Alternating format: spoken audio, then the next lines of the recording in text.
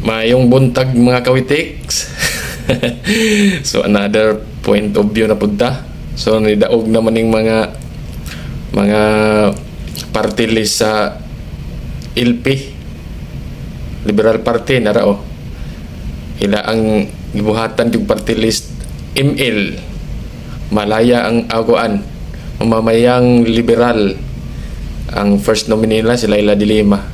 Ilag yung gibuhatan og party list aron makalingkod ni si Laila de Lima para asa ni, para mo balos mao ni nakaparatan ning LP gyud.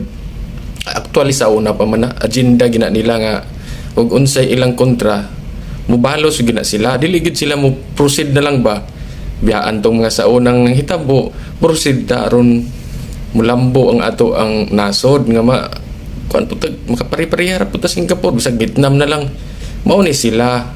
So kamong mga kabataan diha nga namutar ani, kabalo ko halos ani mga kabataan man, so wala pa mo kasabot gyud unsa gyud tumong aning LP kanawa ha, kanang LP o akbayan o saranay tumong si Jokno muna sila mahimong abogado sa pag-impeach ni Sara.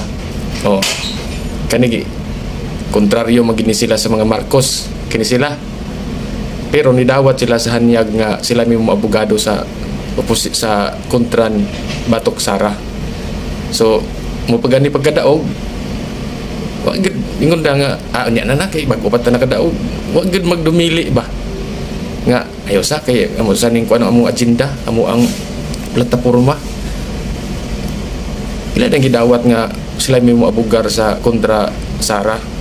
So kaning mga tawhana 3 years ra ni kabalo ko ani 3 years ra ni sila. Sunod ani di na ni kada akbayan og ML, kanang ML kuan na dili na Mobile Legend kuan na siya mamamayang liberal. So sa sunod election 3 years bantay na ninyo di tani sila palutson. Karon ang akbayan ni kusog kay murag ni action man sila og neutral kay kanang akbayan mura na sila kontrapod sa mga mga Marcos sa una. Halos naman inoon ani mga Marcos. So karon kani dawat man si Jokno sa pangabugar sa impeachment ni Sara sa ato pa ni kuan sila sa mga Marcos. Pero kanira pod sila mo patay ni Marcos sa hapit na mahuman ang termino ni Marcos, kanira pod sila may anay nga mudaot ni Marcos 2027 di ba sila ra pod ni mo kuan. So kana ri akong kuan guys nga sa sunod after 3 years di na nato ni sila padag-on. Okay kay di mo ilang agenda mubalos jud ni sila. Laila de Lima, move on girl, move on.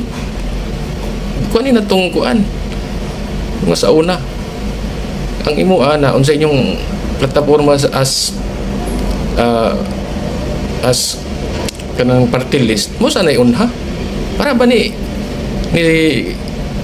incoming senador kini si Marcolita tanawa unang interview ang iya day mga agenda iya ang mga plataporma nga ang kuryente ang imong bayaron 2,000 libre na. So moro to guys, salamat.